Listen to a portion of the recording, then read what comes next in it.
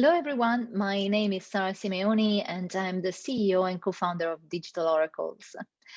I'm very sorry I'm not there with you today. I'm pretty sure it's a fantastic event, and I'm really grateful for the invite. So thank you so much to the organizer of the Global DeFi Summit. Big shout out for this great event. I'm actually based in Manchester in the UK. And today I will go through a presentation that we normally share with our stakeholder, but we also present to other individuals and companies who need a little bit of support around the NFT world. But not only that, we actually integrated that with some what we call the evolution of NFTs. So where do we think we're going to see the major disruption in this world, and where we're going to see most of the opportunities coming, in the upcoming years?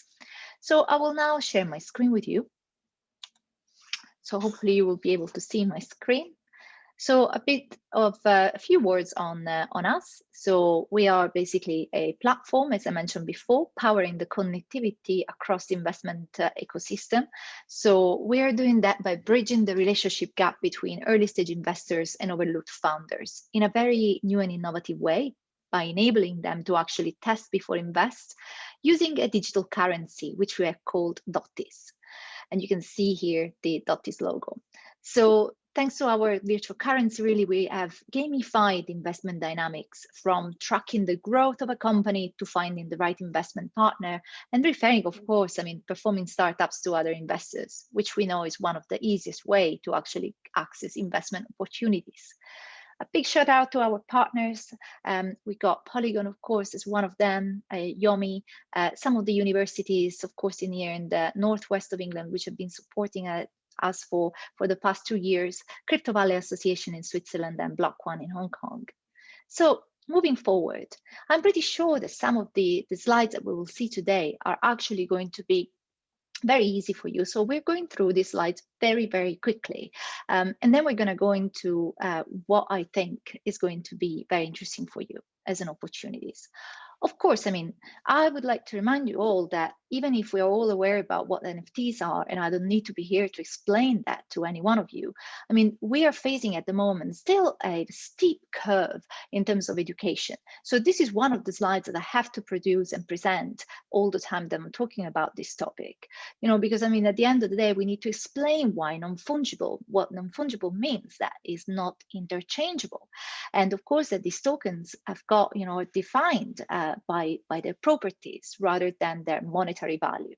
So here is all about the ownership, the ownership of metadata linked to unique items, and such as, of course, as we've seen so far, digital art, music, videos, sports cards, and much more.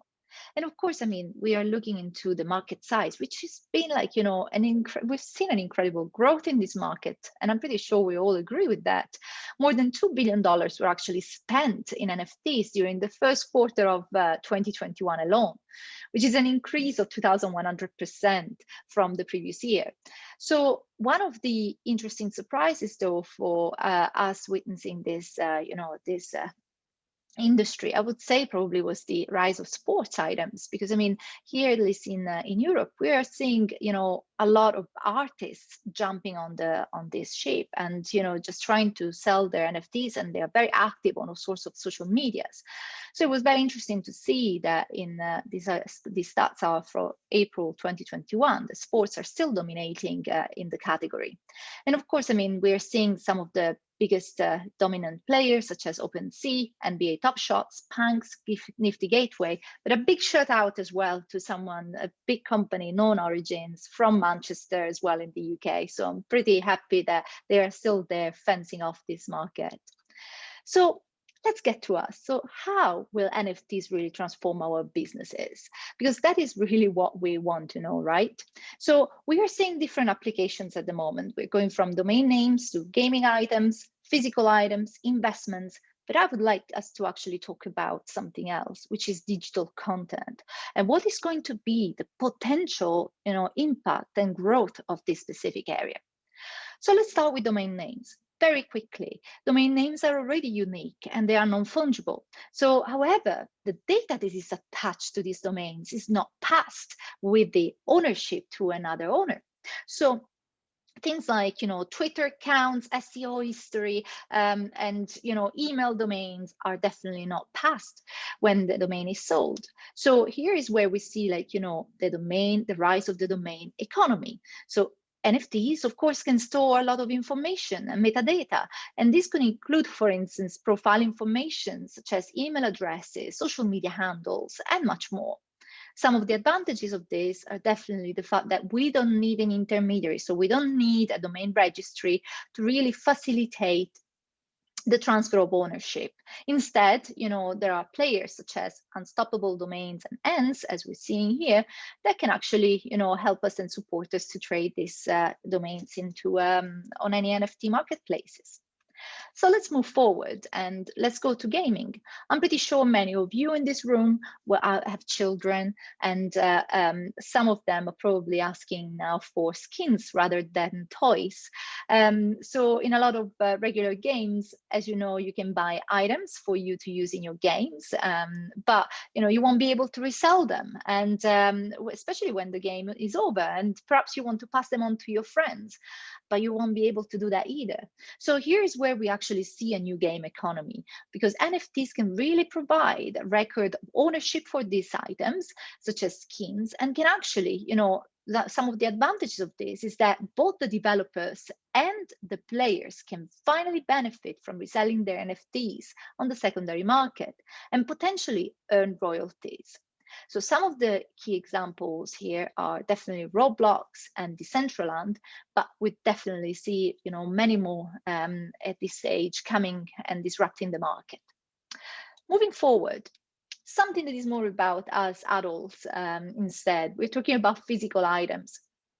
Some of these physical items, such as real estate, luxury goods, physical art pieces, are extremely liquid, and they present, of course, high barriers to entry, cumbersome transaction processes, and of course, high administration costs.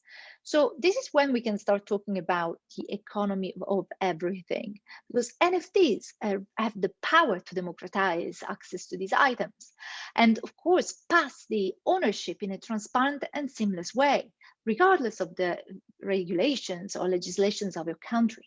So some of the advantages, of course, is that by tokenizing these illiquid assets, we can fractionalize the ownership of these assets and make it available and readily available to almost everyone. And not only these assets, as we will see in the future slides, in the next slides, can actually be used also as collateral in decentralized loans, for instance.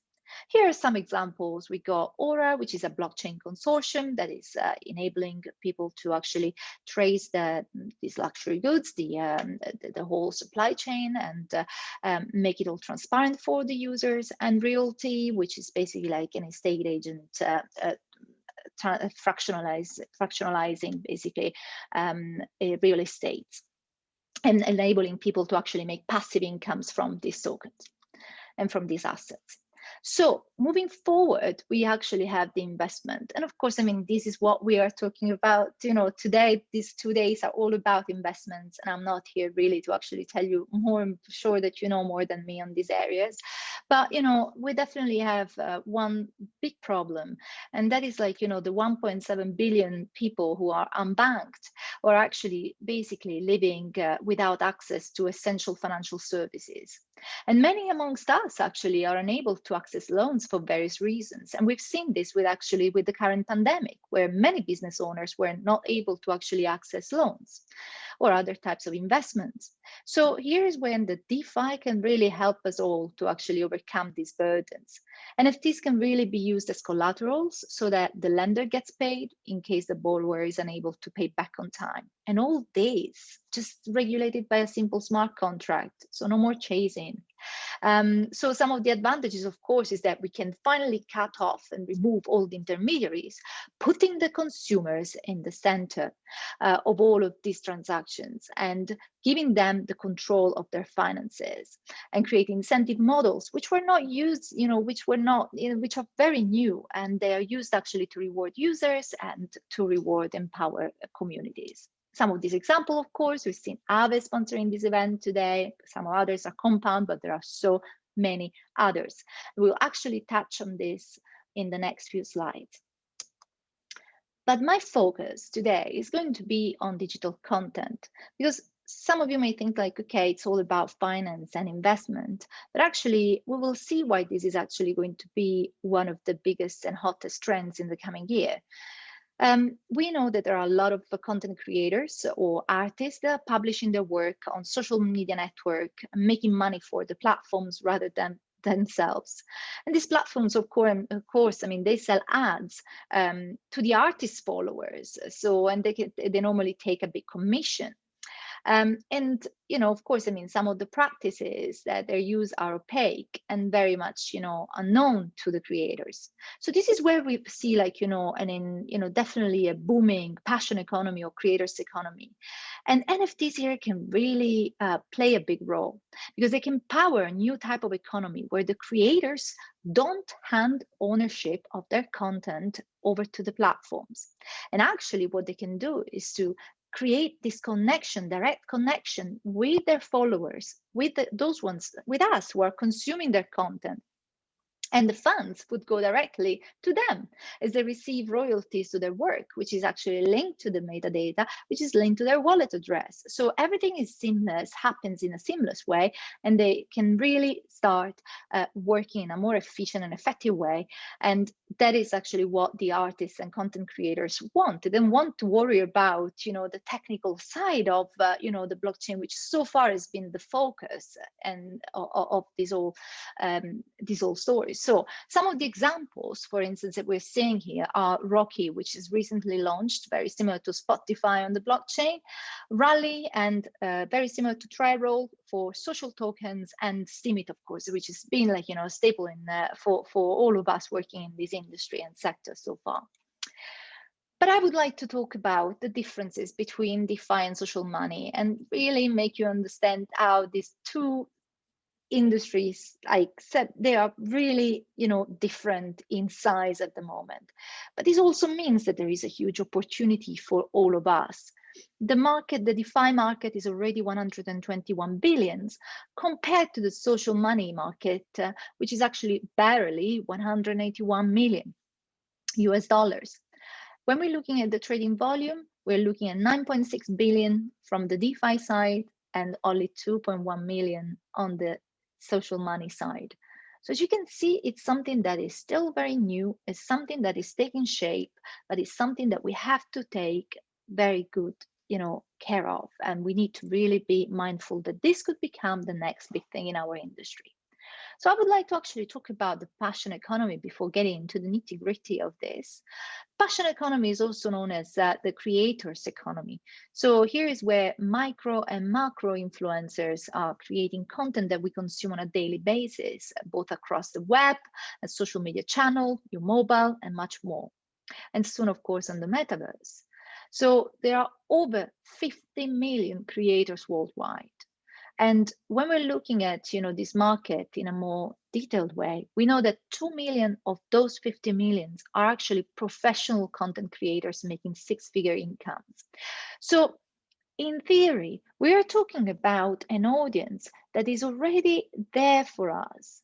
We don't need to actually go and find these people as for the DeFi sector, because in DeFi, I mean, it's very difficult for the common, let's say, person to actually understand this world, which can be actually quite complicated and still complex to access.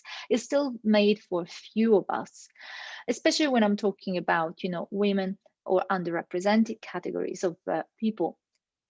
So, but when we are talking about instead, creators economy and those ones who are consuming the content, these people are already very well familiar with the problems that some of the social media platforms have, and they are ready to actually change some of this, some of their habits. They're ready to change, the way they conduct business, and they relate to their users and followers.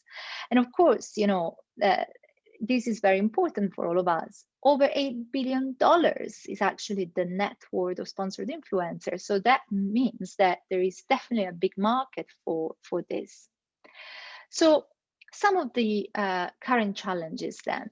So when we're looking at the current challenges, we can definitely look at the monopoly of the big media companies. To give you an example here, YouTube takes 55% of ad revenue and distributes only 45% back to their creators. And they are just one of the many, of course. Copyright, or what I say, lack of copyright. Creators have at the moment very little or no protection at all towards their content. And what we call demonetization through copyright trolling is a big industry problem. A lot of people are seeing, themselves like creating original content that is going to be copied by other people, and the platforms are simply delisting their videos from the platforms, and that basically means, that the creator is not monetizing anymore their content, and that is a huge problem that can actually be also very similar and to censorship. So we are seeing these things like being a consequence of the other, really.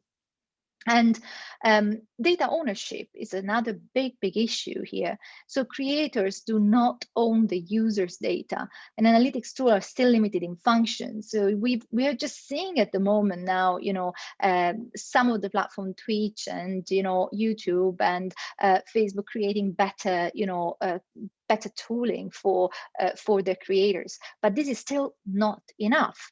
So this can actually be overcome very easily by our industry instead, and making this finally a more democratic world for all of these creators. So why is this important? So why is all this important? Because first of all, change is coming, and we're currently witnessing, as I said all the time, a transfer of wealth from the private ownership to community-based ownership models. And this is actually quite important because, we are seeing DAOs, or decentralized autonomous organizations, at the moment flourishing.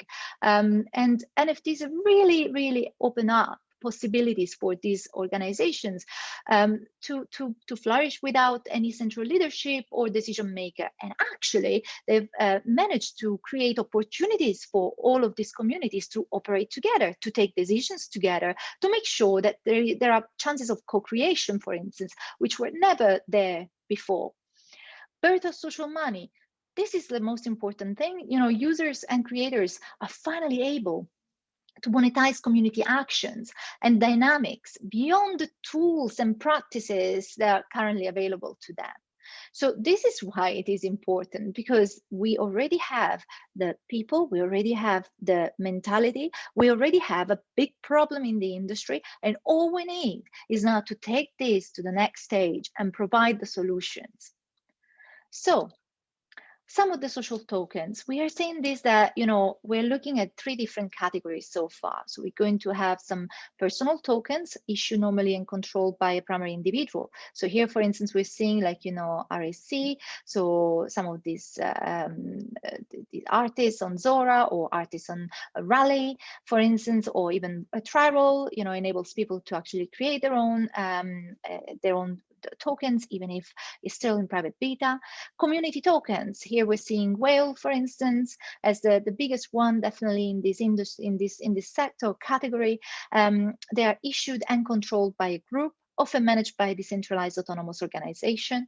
And last but not least is definitely the social platform tokens, tokens that represent control over a platform that facilitates social token issuance or exchange. And here we're seeing definitely Rally being one of the top key players. We got Chili's, Bayous, and many, many more. And of course, I would put digital oracles in these categories as well, coming soon. So now I would like you to imagine a metaverse. Imagine a metaverse in which we are finally in control. And when you are able to use your own self-sovereign identity to access platforms and services in a seamless way, without the use of passwords. So, or imagine a world where you can monetize your times, your connections, your knowledge through personal tokens. Or even create shareable value from tangible actions. For instance, interacting with other people and entities that could be very, very powerful for charities. Or take an active role in your communities through real participatory democracy. So really make your voice heard. And much, much more. This is basically what this future will look like. And we are definitely there, as we keep developing tools, we keep developing systems, processes that are going to take us there. But we need to make sure that us, as people working in the industry, are well prepared to almost hold the hands of all these users and these creators in order for them to actually, create value for the whole ecosystem. So to conclude, some observations, of course. I mean, we're still at the beginning. There is definitely further development that needs to be done. The current adoption of NFTs and all of this, it can be dampened by high gas prices. But this also opens opportunities for layer 2. So user adoption, mass adoption is definitely far away, but Roblox, Patreon are definitely there, paving the way, fighting every day to make sure that we are there using their tools and services. But there is another thing, there is an increased awareness towards unfair and opaque business practices of what we call FANG. So the Facebook, the Apple, the Amazon, the Microsoft, and the Googles of this world, which are actually what we call walled gardens in our industry. And that is definitely an opportunity for many of us. And of course, we have to look at new horizons. So metaverses could actually be the next horizon for a lot of e-commerce and retailers. We talked about luxury goods, but we definitely can talk about, more retailing and e-commerce. And social tokens could revolutionize the way we value ourselves and our time and be really rewarded in a different way. But we have to be mindful because we need to make sure that we're building ethical products. And that should become our industry standard, because if we don't build ethical products, then we're going to actually commit the same errors as our predecessors. And of course, one important thing that we will need to keep in mind is that burnouts, mental health problems could actually have a big impact on the industry. And this is something that we need to be very wary of. So I really hope that you enjoyed this presentation. My name is Sara Simeone, and I'm the CEO and co-founder of Digital Oracles. You can actually find us on digitaloracles.com. You can email me anytime with any questions. And of course, you can follow us on Twitter or LinkedIn at Digital Oracles, or find us on Discord and Telegram. Thank you very much. And it's been a pleasure to be with you today.